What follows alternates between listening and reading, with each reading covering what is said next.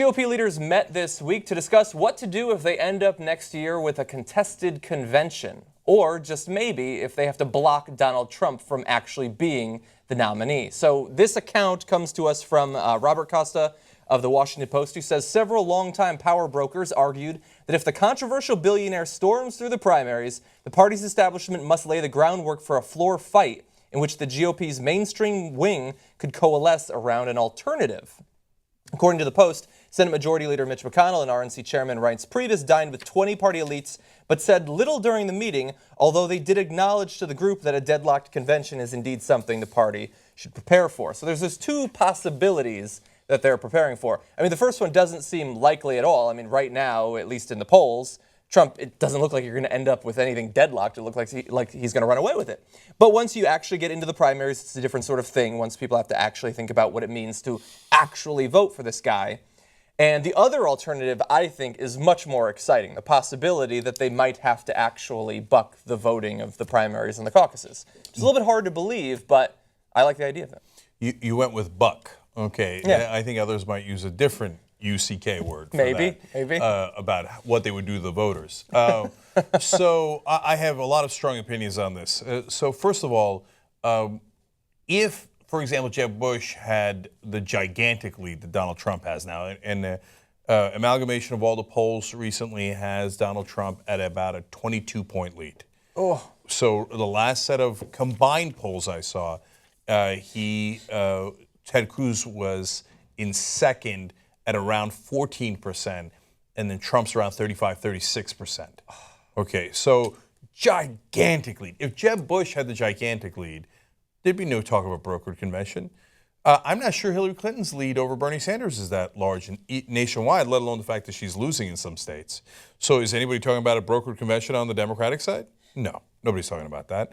And nobody would talk about it under Jeb Bush. They're doing this because they don't like Donald Trump. So let's not, and which, hey, I don't like Donald Trump. I'm glad they have plan B or they're thinking about it. Yeah. But let's not pretend that this is something it isn't. This is a kind of a coup within the Republican Party that they're planning. If you've got your top 20 political leaders in the Republican Party, you got Reince Priebus, the head of the RNC, you got Mitch McConnell, the head of the Republicans in the Senate, yeah, that's the establishment thinking, how do we do a coup of the chosen leader of our party by the voters, if that's how it goes down. And now part two is, will it go down that way? I'm not talking about the coup, about the voters. I don't know when they're going to wake up. I guess this is part of them waking up. It's very likely to go down that way. They keep thinking, everybody in Washington thinks, well, eventually Marco Rubio will win. They live in that fantasy world, but they believe it 100%. They think we're naive and the voters are naive and everybody.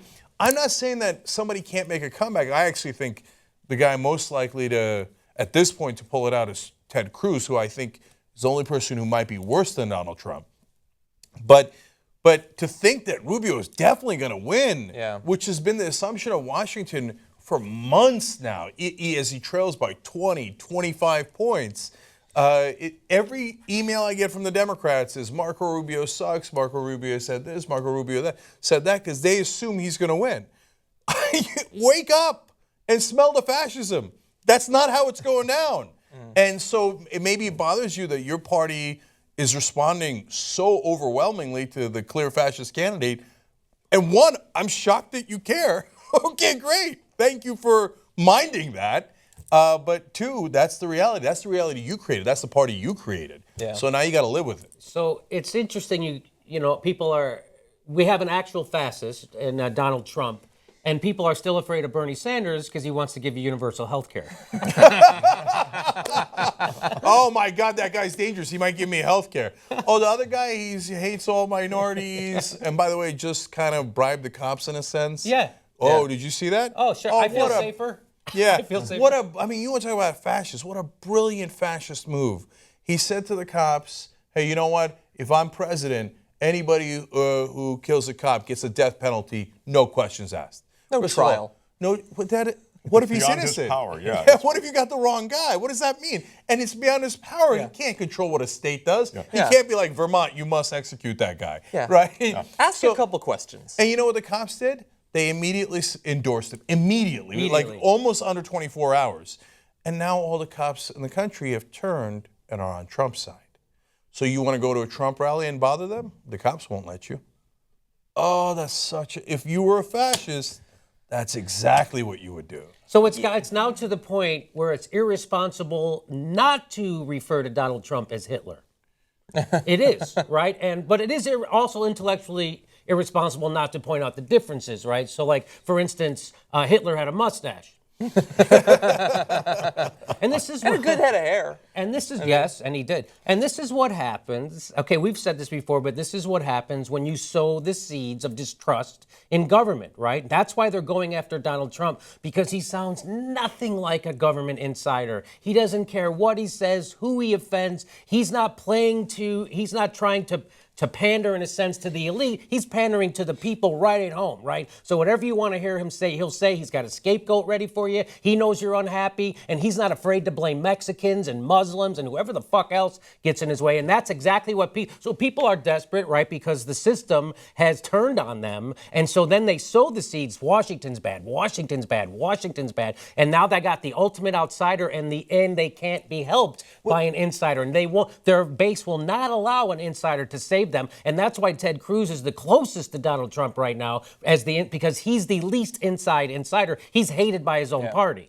The primaries we have on both sides is, I talked about this on a podcast with one of my friends months ago, is that you have on both sides a candidate who represents, in one way or another, the outside of the party. So you have Bernie Sanders and you have Donald Trump, and both of them understand that there is this boiling resentment, anger, and unease and frustration out there.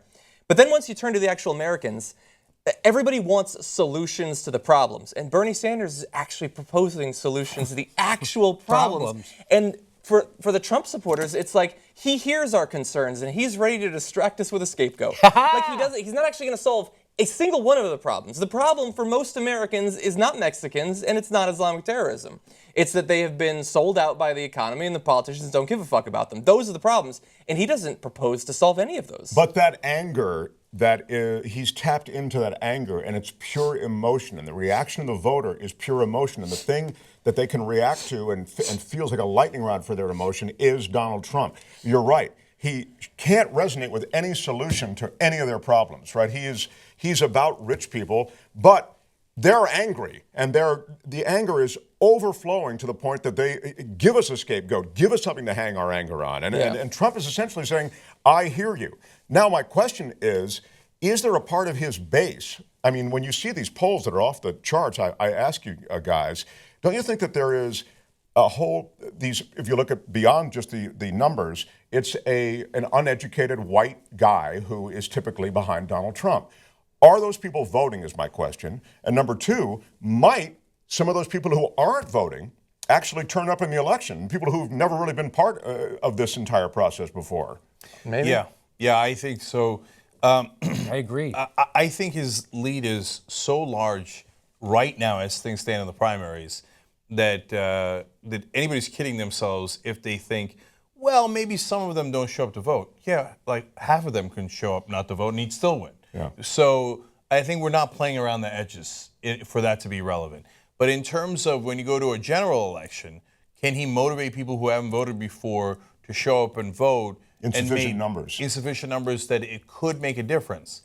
I think the answer is yes. So now let's be careful about this. I'm not saying that he would have the advantage over Hillary Clinton. No, she would have the clear advantage. And Bernie Sanders, by the way, would have a clear advantage over Donald Trump on the strength of him being a Democrat and the demographics behind that. Not because all Democrats are better by definition. I'm talking about the demographics of the country and which way that they're leaning. And then he's got specific proposals, and Donald Trump upsets a lot of people in the middle, thereby driving them away. So Democrat has at least a 70% chance of winning. But first of all, 30%, as you know, you and I are both gamblers. Sometimes the 30% happens, right? A lot of times, 30% of the time it happens. 3 in 10 times. Right, okay. Roughly. And so... That's 4 out of 10 for me. So, well, that's not the dice I want to play with the country. And then, people who don't normally vote, wait a minute, I just upset the demographic order I was just talking about. Because those demographics are based on likely voters, people who usually vote. What if a whole swarm of people who don't usually vote go out, and I just saw a focus group on CNN where it was a bunch of people saying, like, I don't normally care about politics, but this guy's speaking what's on my mind. Like, his mind is, I didn't like the Mexicans or the Muslims either. Right. And finally, I got a guy who's telling me that, who's got the balls to tell me what I was thinking, and all the other, weak politicians won't do it. Yeah, maybe I'll go vote for that Sanders guy. and Trump both did that, right? That's what got this whole ball rolling. You thought, wow, these outsiders have really galvanized this country, because it really falls into the money in politics having ruined the entire system. Everybody's aware of that, and most of them are even aware of it to that point. I'm talking about the general voter. They know money has taken over this system. That's why I'm more scared of a Hillary Clinton-Trump contest than I am a Bernie Sanders-Trump contest. Me too. Because Trump can say, see, insiders, yes, lying politician like you're always used to, and energize that populist anger, right? Yes. But he can't say that to Sanders. Nope. Nobody believes that Sanders is a normal lying politician beholden to the donors, right? Yeah. He can make a legitimate argument. The way he's crushing his fellow Republicans is how he could but how he has a path of victory against Hillary Clinton. I don't think he has a path of victory against Bernie Sanders. I think one thing, though, that we should consider is that look, it's a presidential election, so people do pay attention more than they would in an off election. But I think that in past years, you can get through a primary potentially and have a significant portion of the country who still doesn't know that much about you, because primaries that's what party extremists pay attention to. Most people don't give a fuck about primaries. So you can get to the general election and still have a lot of people they haven't made up their mind about you. But one of the things I think that's going to come with the fact that you can't go 2 minutes without either us or anyone else in the media talking about Trump is that, let's say he wins the primary. Everybody knows who Trump is and what Trump is about. Whereas Bernie Sanders, potentially, he's gotten so far, as we're going to talk about later, like 10 minutes of coverage on the network news. He could potentially even win a primary and still be able to spread his message to a lot of people. But Trump, we keep saying he's going to tap out, and so maybe I'm falling into that hole. But nobody in 2 months isn't going to know what he's about. And he's still losing to the Democratic candidates. And that's what's scary, right? Because it reveals our own country to ourselves. You're like, holy shit. Half the country feels this way. They're okay with all this stuff. Whoa, this could actually happen. It makes you uncomfortable to live in America. It makes me feel like, wow, this isn't the country I told I lived in when I was growing up as a kid. I was taught that Russia was like this. I was taught that East Germany was like this. I wasn't taught that America was like this. We're not supposed to. We fought against this shit. We fought against persecuting people based on a religion or an ethnicity. We fought against that in this country, and now it's being embraced, what seems like it could be embraced by half the people. And that makes me freak out. Hillary Clinton's not going to inspire her base to come out, which she doesn't. Her base doesn't like her, right? The left wing of the Democratic Party, not interested in Hillary Clinton because they hate her just for the same reason the base of the Republican Party hates Marco Rubio and Jeb Bush, right? They're insiders, they don't speak plainly, and they're bought. Okay, but what will motivate the base to come out is if Donald Trump is the nominee. Then it's like the reverse inspiration, right? So, Hillary Clinton can't get the base out. If she's running against Donald Trump, that will get the base out. That'll get the Mexicans out. That'll get the Muslims out. That'll get all the liberal. Everyone will come out who feel like me to vote against this guy to keep him away from revealing to the country that we feel like we're not supposed to be. Right, to essentially repudiate his platform. So if he runs, it will bring out the Democratic base. If Bernie runs, he will crush him. But if Hillary runs, I think it'll be a squeaker and she'll win. Last two things that seem slightly contradictory, but I don't think they are. First, we shouldn't panic too much about the country because he's winning 35% of the Republicans, right? So you're still talking about at most about 25% of the country.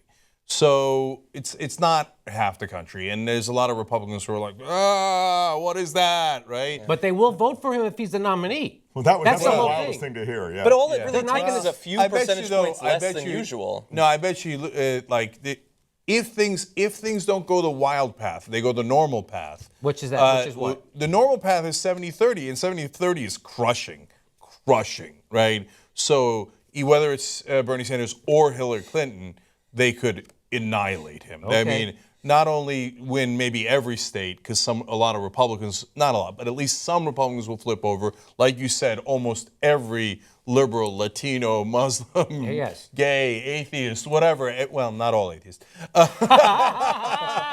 will come out and vote against him, right? He's got some good ideas. The smart atheists who aren't afraid to fucking identify the problem are going to vote for him. Are you afraid to identify the problem? You're afraid to identify the problem. You don't think Kareem Abdul-Jabbar is part of the problem? Because I fucking do. Now, in 10 years, has there been a Kareem reference on here? I don't think so in this. So one last thing. The Republicans are now worried that that Trump is going to pulverize them, get them pulverized, not just in the presidential election. It's him, you lost, right? I mean, obviously they're not that blasé about it, but that's a problem. No, they're worried about down ticket voting. Okay, so if they've got a lot of tight races coming up in swing states like Ohio, Senate seats. They have more Senate seats up than the Democrats do this year. So now all the senators, Republican senators in Illinois, Wisconsin, Ohio, are in a cold sweat panic that Trump is the nominee. Even John McCain in Arizona is worried he's going to lose if Trump is the nominee. So, okay, I mean, Republicans, I don't know whether I should tell you to be careful what you wish for, because, and at the same time, like, the world's crazy. There's a scandal about Hillary Clinton, and everybody's talking about how she takes money, and oh my God, they find out one more piece of evidence about the Clinton Foundation, and then everybody's sick of that, and they don't, and we are faced with a possibility of a debacle that I would not want to face under any circumstance. On the other hand, if things go as they normally should, the Republicans are looking at a bloodbath. Right. That's why you go with the safe candidate, someone who's never had a scandal, Lincoln Chafee. By the way, if the Republicans do want to do that coup within their party, it's their party. They can do whatever they want with it, I suppose. But And I can try if I want to. I know. But I think it's a terrible idea. I mean, as loathsome as Trump is, as fascist as he is, to say, okay, the voters clearly voted this way. Now we're the powerful and you're not, so I'm just going to take someone else and put him as the nominee, is a giant dick move, totally undemocratic. Well, plus it'll be ineffective from a bottom line standpoint. It's going to split the party, and it's a lead pipe cinch for whoever the Democrats nominate. And then he might run as an independent, and that will totally screw it up. That's what I mean. It would confirm everything he's been telling them about the party. Yeah, it would be a debacle. Well, it's funny to see the Republicans try to distance themselves from the other Republicans, right? They're acting. They created Donald Trump. They've been doing this since they invented Fox News. This is the culmination, right, of the right-wing talk bubble, the culmination of Fox News, which is owned by a Saudi Muslim, which he wouldn't let into the country. Anyway, so this is the culmination, and now they're all acting like the dog who took a shit in the corner of the kitchen is acting like it's not his. I don't know what the fuck is that shit doing over there. I don't know. He is the embodiment of everything Fox News has been saying is the perfect American for 25 years. Yes. Yeah. Mm-hmm. And so he's rich, he's not PC, he's white, he hates gay people, hates Muslims, hates black immigrants. People. Right. Yeah. That dinner they had where they were considering betraying him, this insider dinner that Washington Post was describing. Red wedding. The Red Wedding. It's a good thing they didn't invite him to it, right? They're all Dr. Frankensteins sitting around that table going, I think Frankenstein might be heading towards the village.